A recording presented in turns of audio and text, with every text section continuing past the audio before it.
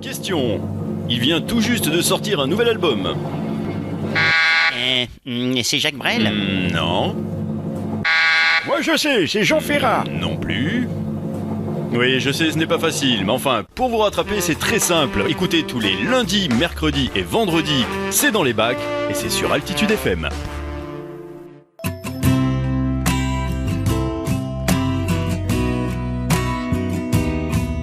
Salut à tous, aujourd'hui dans le cadre de la sortie du nouvel album de Tété qui s'appelle Les Chroniques de Pierrot Lunaire, un très joli album, très poétique.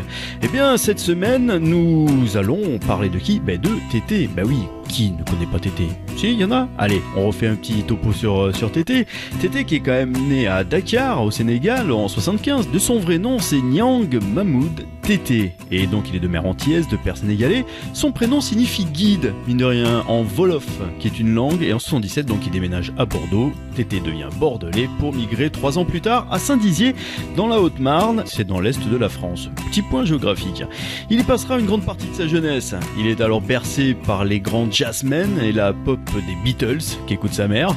Il commence à pratiquer la musique à l'âge de 9 ans et s'inscrit dans une école de musique pour apprendre le solfège et le violon. C'est à 16 ans qu'il se retrouve quelque temps immobilisé par une jambe cassée et c'est alors qu'il joue de la guitare. Peu de temps lui suffit pour adopter l'instrument et créer ses premières compositions inspirées par quand même Bob Dylan, Jimi Hendrix, Bob Marley, Lenny Kravitz, mais aussi Serge Gainsbourg et Queen. 2 ans plus tard, il découvre Kezia Jones. C'est le détonateur pour lui. Cette révélation l'incite à se montrer au grand jour en chantant dans les bars. En parlant de chanter, on va l'écouter chanter tout de suite, Tété. Et le titre c'est N'être que soi. Il a raison, il faut rester soi-même. Allez, on écoute Tété tout de suite.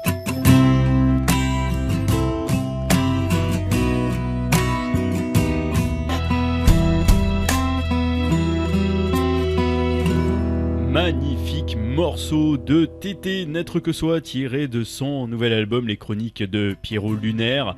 On est sur l'histoire de Tété cette semaine. Tété, sachant qu'une fois le bac éco en poche, il choisit de partir à la fac en filière scientifique de Nancy, n'était donc pas prédestiné à partir dans la musique. Pendant ces 4 années d'études, Tété multiplie les expériences musicales, il découvre le jeu collectif au travers de groupes comme Mones Be Honest avant de s'exercer en solo au Twin Peaks. Il y interprète ses références anglo-saxonnes ainsi que ses premières compositions en anglais puis en français.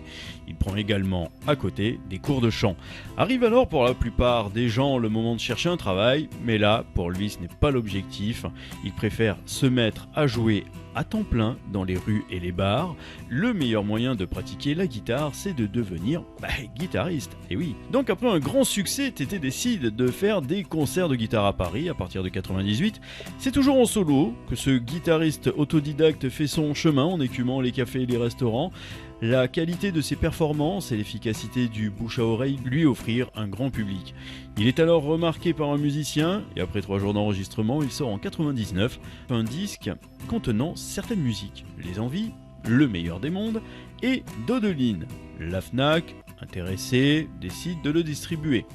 En 2000, c'est l'année quand même importante de ce début de carrière. À 25 ans à peine, Tété est repéré par Epic. Il s'entoure également de 2 nouvelles personnes, Every Moon, qu'il a rencontré lors de ses multiples performances scéniques, et Nicolas Picard, batteur et ami de longue date.